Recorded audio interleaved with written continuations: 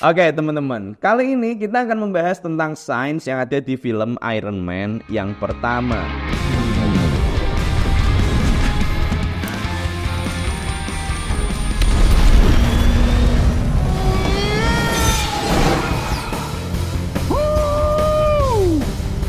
Sepertinya menarik nih kalau misalkan kita bahas tentang sains yang ada di film Iron Man. Kita bahas tentang detail-detail sains kecil yang ditunjukkan di filmnya, seperti yang udah pernah kita lakukan di Dr. Stone dan lain sebagainya. Oke, langsung saja.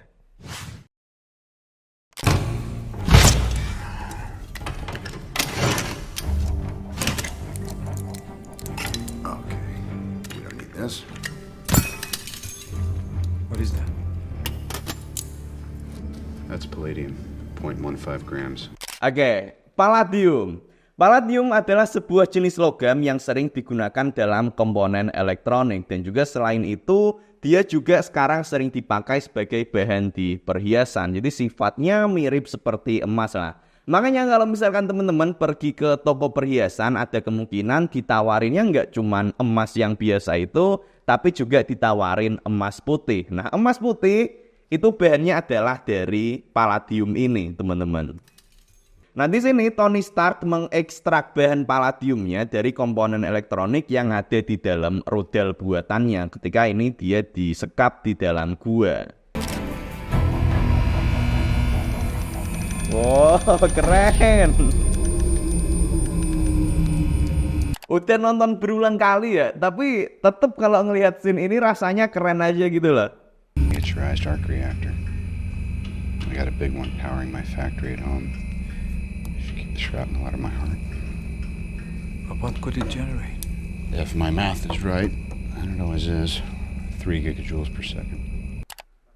Wow.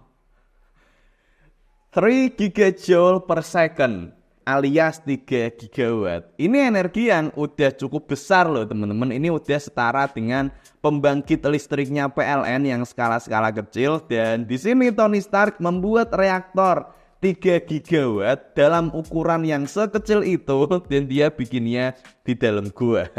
Ini gila sih nih Tony Stark. Nah, yang jadi problem sebenarnya yang perlu kita ingat teman-teman, untuk setiap reaktor atau pembangkit listrik pasti nanti akan ada sebagian energi yang berubah menjadi panas.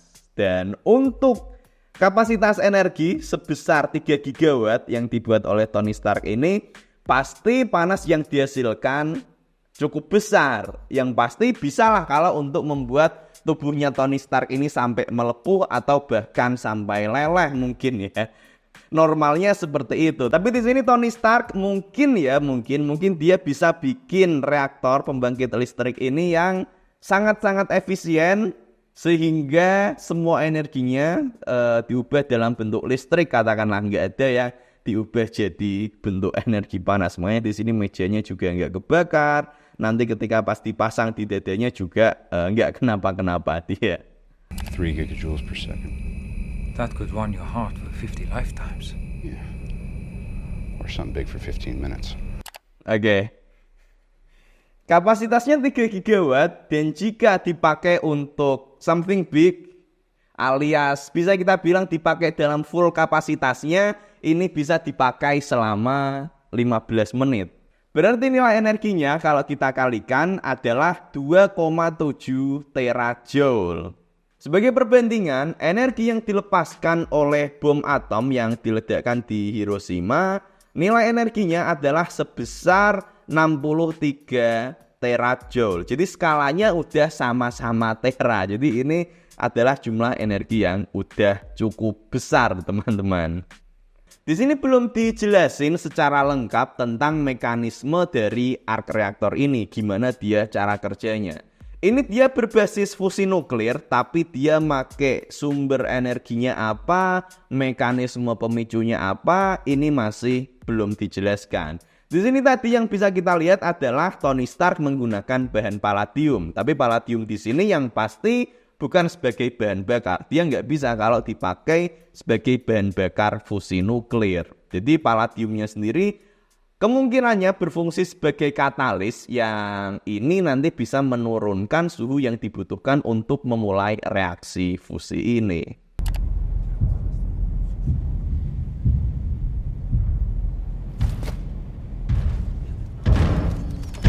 Oke, kita udah punya tampilan full dari baju Iron Man yang pertama di sini.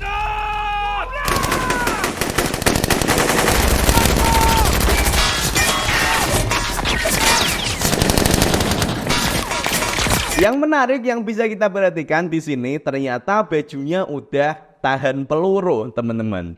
Nah, baju pertama Iron Man ini dia terbuat dari bahan yang namanya adalah iron copper magnesium alloy. Jadi dia campuran dari beberapa logam yang digunakan dalam rudalnya Stark Industries. Intinya, untuk membuat sebuah bahan yang bisa tahan peluru, kita memerlukan bahan yang kuat dan kemudian dia bisa menyerap dan menyebarkan energi. Bahan yang bisa tahan peluru bisa kita kategorikan ke dua kategori besar, yaitu bahan yang dia sifatnya keras dan yang sifatnya lunak. Di sini pada baju Iron Man kita punya bahan anti peluru yang dia keras. Tapi bahkan sebenarnya untuk bahan-bahan yang bersifat lunak, dia juga masih memungkinkan untuk menahan peluru. Biasanya pakai bahan campuran Kevlar, carbon fiber, dan lain sebagainya, di mana bahan-bahan ini memiliki kemampuan untuk menyebarkan energi dari satu titik ke sekitarnya sehingga energinya terserap. Kemudian yang perlu kita perhatikan juga, yang pasti di sini bajunya Iron Man ini pasti sangat-sangat berat loh, teman-teman. Ada logam sebanyak ini. Dan kalau kita lihat dari data yang ada di wiki ya, di sini ditulis bahwa baju Iron Man yang pertama beratnya mencapai 1.500 pounds. Ini kalau kita convert, nilainya adalah sebesar 680 kilogram. Gila, itu berat banget loh. Udah setara kayak 5 motor Vario mungkin ya. Dan ini dipakai sebagai kostumnya Tony Stark. Beruntungnya di sini Iron Man dia nggak memakai bajunya hanya sebagai sekedar kostum ya, tapi di sini ada mekanisme penggeraknya yang membantu untuk bergerak dan energinya berasal dari arc reactor. Untungnya kayak gitu, karena kalau misalkan nggak ada sistem penggeraknya ya sama aja bunuh diri sebenarnya. Udah berat banget, mau gerak ya nggak bisa, tinggal ditembak lewat lubang yang nggak ketutup logamnya kan udah langsung mati nanti. We're not doing a good enough job. We can do better. We're gonna do something else. Like what? You want us to make baby bottles? I think we should take another look into arc reactor technology. Oke, di sini kita udah melihat tampilan skala besar dari arc reactor yang ada di kantornya Stark Industries. Arc reactor ini adalah fiksi, tapi didasarkan dari teknologi yang benar-benar ada, teman-teman, berbasis fusi nuklir.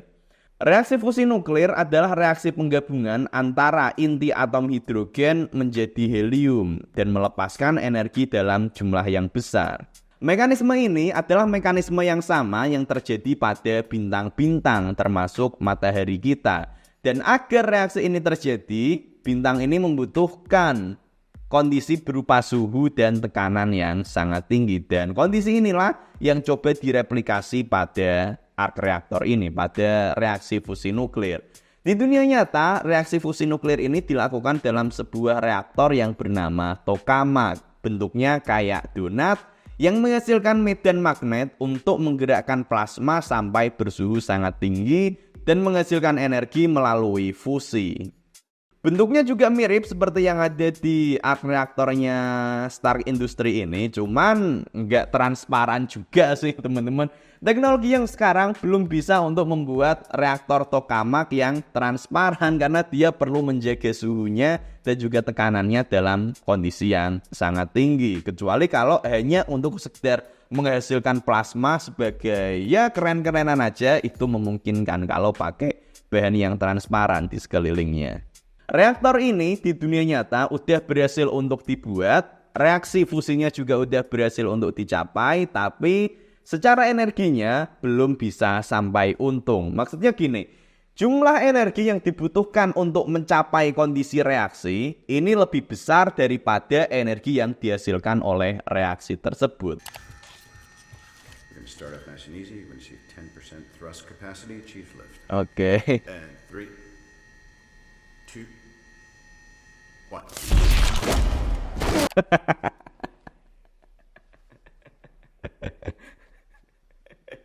Harusnya 10% thrust capacity loh, 10% dari kapasitas gaya pendorongnya, tapi kok sampai kayak gini nih, gimana ini? Jadi pada prinsipnya untuk bisa membuat orang melayang, maka kita memerlukan gaya ke atas yang nilainya lebih besar daripada gaya berat dari orangnya. Katakanlah misal Tony Stark beratnya masanya sekitar 80 kg, terus ditambah tadi udah pakai sebagian kostumnya katakanlah 100 kg, maka di sini diperlukan gaya dorong ke atas yang nilainya setara dengan 100 kg ini. Artinya nilainya berarti sekitar 1000 Newton.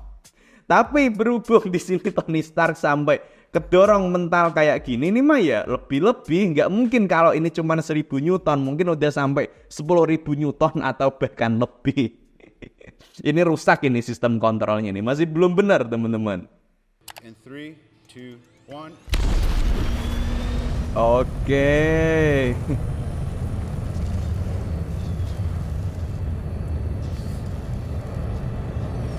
Keren. Oke, akhirnya di sini Tony Stark udah berhasil untuk terbang melayang, teman-teman. Artinya di sini gaya dorong yang dihasilkan udah sesuai dengan gaya dari berat tubuhnya. Kalau di dunia nyata sekarang juga udah ada jetpack yang bisa dipakai untuk terbang. Salah satunya ini dibuat oleh perusahaan yang namanya Gravity. Nah, di sini dia menggunakan 5 buah pendorong. Pendorongnya berupa jet engine, mesin jet. Jumlahnya ada 5, 2 di tangan kanan 2, tangan kiri juga 2, kemudian satu lagi di sini ada di belakangnya pendorongnya. Nah, cara kerjanya juga sebenarnya sama. Intinya di sini dia menghasilkan gaya dorong ke atas yang nilainya lebih besar daripada gaya dorong ke bawah. Adapun untuk menggerakkannya nanti menggunakan pendorong yang ada di tangan, sama juga seperti yang dilakukan oleh Tony Stark. All right, let's see what this thing can do. What's SR-71's record? The altitude record for fixed-wing flight is 85,000 feet, sir. Oke. Tony Stark mau naik terus ke atas sampai mengalahkan rekor dari SR-71. Oke, ini adalah sebuah pesawat yang benar-benar menarik, teman-teman. SR-71 atau yang dijuluki Blackbird adalah sebuah pesawat tempur legendarisnya Amerika. Yang di zaman itu, di tahun 1960-an, teknologinya benar-benar udah melampaui zamannya lah. Dia udah bisa terbang sampai ketinggian yang hampir sampai di luar angkasa. Dan kecepatannya dia bisa stabil di Mach 3 kali kecepatan suara. Makanya pas waktu pengembangan dari pesawat ini ada banyak laporan-laporan dari masyarakat tentang UFO. Dan itu bisa jadi diakibatkan oleh pesawat ini. Pesawatnya ini dibuat oleh divisi khusus di Lockheed Martin namanya Skunk Works. Dan ini ada film dokumenternya, keren banget filmnya, silahkan nanti tonton aja teman-teman. Aku menyarankan untuk nonton karena aku nonton udah beberapa tahun yang lalu tapi masih kerasa aja kerennya. Judulnya apa ya? Secret in the Sky apa gitu loh. Nanti tak tunjukin lah di layar. Dan di sini Tony Stark pengen untuk mengalahkan rekor ini. There is a potentially fatal buildup of ice occurring.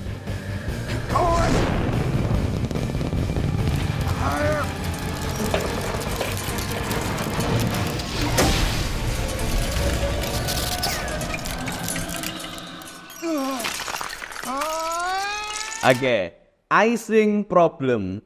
Semakin tinggi suatu ketinggian, maka tekanan udaranya akan menjadi semakin kecil. Dan tekanan udara yang semakin kecil ini memungkinkan untuk nanti terjadinya pembentukan es. Meskipun nggak yang semasif ini juga sih teman-teman, dan juga nggak semua kondisi asal naik ke atas itu nanti akan terbentuk es. Tergantung juga nanti di kondisi cuacanya, suhunya berapa, apakah di situ ada banyak bibit-bibit air. Ini juga yang mempengaruhi apakah nanti akan terbentuk es ataukah tidak. Dan memang fenomena icing ini beneran terjadi di dunia nyata, dan ini adalah hal yang bisa berakibat fatal kalau di pesawat, teman-teman. Go have it reconfigure the shell metals, use the gold titanium alloy from the Seraphim tactical satellite. That should ensure fuselage integrity while maintaining power to weight ratio. Got it? Oke, di sini Tony Stark kemudian mengupgrade bajunya untuk menggunakan bahan logam lain, yaitu menggunakan bahan gold titanium alloy. Kita fokus ke titaniumnya karena ini dia adalah logam yang memiliki properti yang sangat menarik. Titanium adalah logam yang sangat kuat dan untuk menghasilkan kekuatan ini dia hanya memerlukan bahan yang sangat sedikit. Jadi kalau dibandingin sama logam lainnya dengan ukuran massa yang sama, bahan yang sama, ketebalan yang sama, titanium akan memiliki kekuatan yang lebih tinggi. Jadi titanium lebih ringan teman-teman. Dia kuat dan ringan. Ini juga yang jadi alasan kenapa titanium ini banyak dipakai di pesawat-pesawat. Beberapa komponennya dibuat dengan menggunakan titanium, terutama untuk bagian yang membutuhkan kekuatan tapi juga tetap membutuhkan keringanan.